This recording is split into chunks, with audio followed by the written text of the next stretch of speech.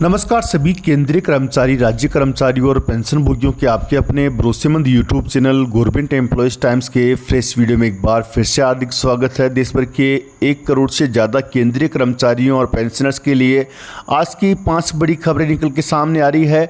8वें वेतन आयोग के गठन को लेकर केंद्रीय कर्मचारी संगठन सक्रिय, नेताओं ने कहा अब भी देर की तो वेतन का लाभ भी देरी से मिलेगा, साथ में एरियर से वंचित होना पड़ेगा।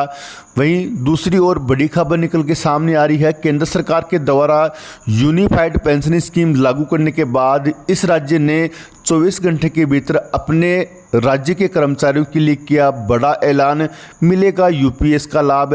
साथ ही यूनिफाइड पेंशन स्कीम पुरानी वाली से बेहतर है या नहीं। साथ ही जुलाई 2024 के महंगाई भत्ते, न्यूनतम वेतन, फिटमेंट फैक्टर और पेंशन बढ़ोतरी पर जबरदस्त खबर। यदि जानकारी पसंद आए तो वीडियो को लाइक कीजिएगा। चैनल पे पहली बार आए हैं तो प्लीज़ चैनल को सब्सक्राइब कीजिएगा, क्योंकि आपसे जुड़े तमाम तरह के महत्वपूर्ण आदेश, वीडियो और इन्फॉर्मेशन हम यहाँ पर लाते रहते हैं। दोस्तों, आपसे निवेदन है वीडियो को लाइक अवश्य क्या करें। आपका एक लाइक हमें मोटिवेट करता है आपके लिए महत्वपूर्ण इन्फॉर्मेशन खोज लाने के लिए। पहली बड़ी खबर की बात कर ले तो देश भर के 1 करोड़ से ज़्यादा केंद्रीय कर्मचारी, पेंशनर्स और राज्य कर्मचारी 8वें वेतन आयोग के गठन का इंतजार कर रहे हैं। हालांकि केंद्र सरकार ने लोकसभा के बजट सत्र में 8वें वेतन आयोग के गठन को लेकर किसी प्रकार का जिक्र नहीं किया गया है, लेकिन कर्मचारी चिंतित हैं। उनका कहना है कि आयोग के गठन में जितना ज़्यादा समय लगेगा, वेतनमान का लाभ भी कर्मचारियों को उतनी देरी से मिलेगा। वहीं राज्य कर्मचारियों को तो और भी ज़्यादा समय लग जाएगा, क्योंकि नया वेतनमान केंद्रीय कर्मचारियों को दिए जाने के बाद ही राज्य कर्मचारियों पर लागू होता है। केंद्र सरकार देश भर के कर्मचारियों के लिए महंगाई के अनुपात में प्रत्येक 10 वर्ष में नया वेतनमान लागू करती है। इसके लिए एक आयोग का गठन किया जाता है, जो वर्तमान और अगले सालों में बढ़ने वाली महंगाई को ध्यान में रखकर वेतनमान का मसौदा तैयार करता है। इस काम में आयोग को 2 वर्ष या उससे अधिक का समय लग जाता है। देश के कर्मचारियों को वर्तमान में 7वें वेतनमान का लाभ दिया जा रहा है, जो 1 जनवरी 2016 से लागू हुआ था। इस हिसाब से 1 जनवरी 2026 से 8वां वेतनमान लागू होना है।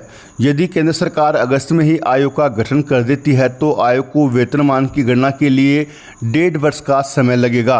आयोग ने कुछ और समय ले लिया तो कर्मचारियों को 2026 में नया वेतनमान नहीं मिलेगा, जो शुद्ध रूप से कर्मचारियों को नुकसान होगा। आपको जानकारी के लिए बता दें कि यदि केंद्र सरकार के द्वारा वेतन आयोग में देरी की जाती है तो केंद्रीय कर्मचारियों को तो शायद एरियर की राशि मिल जाएगी, लेकिन राज्य कर्मचारियों को एरियर की राशि राज्य सरकारें नहीं देती है।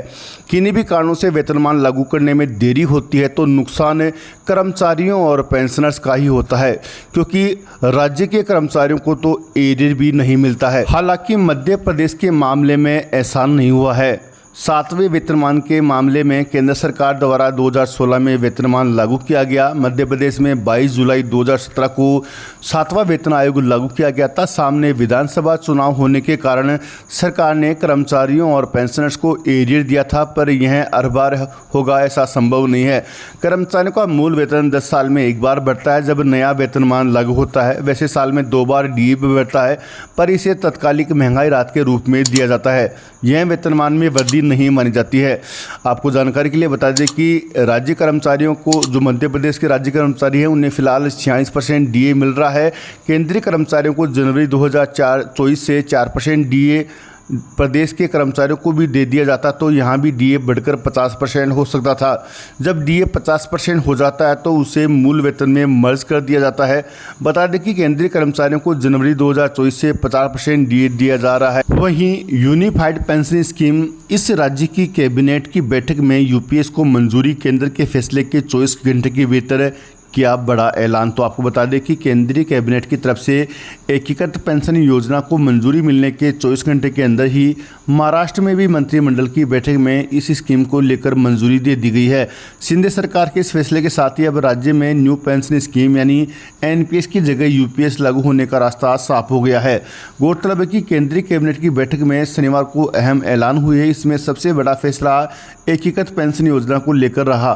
सरकारी कर्मचारियों के लिए लाई गई इस योजना में कई बड़े ऐलान हुए यूपीएस की सबसे बड़ी खास बात यह है कि इसमें पुरानी पेंशन स्कीम यानी ओपीएस की तरह ही सरकारी कर्मचारियों को रिटायरमेंट के बाद औसतन मूल वेतन की 50% राशि मिलेगी। हालांकि इसके लिए कई मानक और नियम तय किए गए हैं। एक अधिकारी ने बताया कि महाराष्ट्र मंत्रिमंडल के निर्णय के अनुसार यूपीएस इस वर्ष मार्च से प्रभावी होगा और इसका लाभ राज्य सरकार के सभी कर्मचारियों को मिलेगा। महाराष्ट्र विधानसभा का कार्यकाल इस साल नवंबर में समाप्त हो रहा है और अक्टूबर-नवंबर में विधानसभा चुनाव होने की संभावना है। आपको जानकारी के लिए बता दें कि लंबे समय से केंद्रीय कर्मचारी ये पुरानी पेंशन बहाली की मांग कर रहे थे और उनकी मांग को लेकर एनपीएस की समीक्षा के लिए कमेटी का गठन भी किया गया था, लेकिन केंद्र सरकार के द्वारा शनिवार को एक अहम बैठक केंद्रीय कर्मचारी संगठनों के साथ कर केंद्रीय कर्मचारियों को यूपीएस का लाभ देने की घोषणा कर दी। वहीं कुछ एक्सपर्ट दावा कर रहे हैं कि ओपीएस से बेहतर कुछ भी नहीं है। जहां एनपीएस में 10% कर्मचारियों को कंट्रीब्यूशन देना पड़ता था, वहीं यूपीएस में भी कर्मचारियों को 10% कंट्रीब्यूशन देना पड़ेगा। केंद्रीय कर्मचारी संगठन की मांग है कि उन्हें पुरानी पेंशन बहाली से कम कुछ भी मंजूर नहीं है, लेकिन केंद्र सरकार ने लाखों कर्मचारियों और पेंशनर्स को अब यूपीएस दे दी है। वहीं आपको जानकारी ये बता दें कि न्यूनतम वेतन और फिटमेंट फैक्टर को लेकर भी केंद्रीय कर्मचारी संगठन अब सक्रिय हो गए हैं। यदि सरकार के द्वारा 8वां वेतन आयोग का गठन नहीं किया जाता है तो केंद्रीय कर्मचारी संगठनों की मांग की जल्द से जल्द केंद्रीय कर्मचारियों की सैलरी और पेंशन की समीक्षा करते हुए न्यूनतम वेतन और फिटमेंट फैक्टर में बढ़ोतरी की जाए। लंबे समय से केंद्रीय कर्मचारी अपना न्यूनतम वेतन 18,000 रुपये से बढ़ाकर 26,000 करने की मांग कर रहे हैं। साथ में फिटमेंट फैक्टर को भी 2.57 से बढ़ाकर 3.68 करने की डिमांड कर रहे हैं।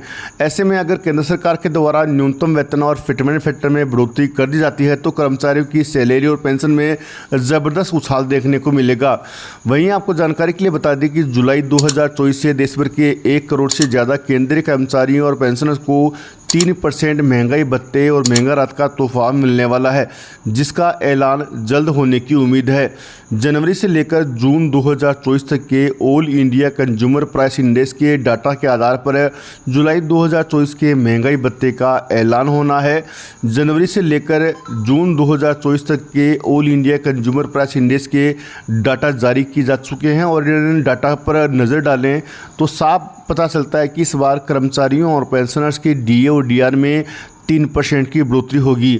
हालांकि फरवरी और मार्च में अगर एआईसी पे अंक में उछाल आता तो कर्मचारियों को इस बार भी 4% डीए का लाभ मिलता, लेकिन फरवरी और मार्च महीने में एआईसीपीआई का डाटा डाउन रहा, जिसकी वजह से केंद्रीय कर्मचारियों और पेंशनर्स को जुलाई 2024 से 3% डीए और डीआर से संतुष्ट होना पड़ेगा।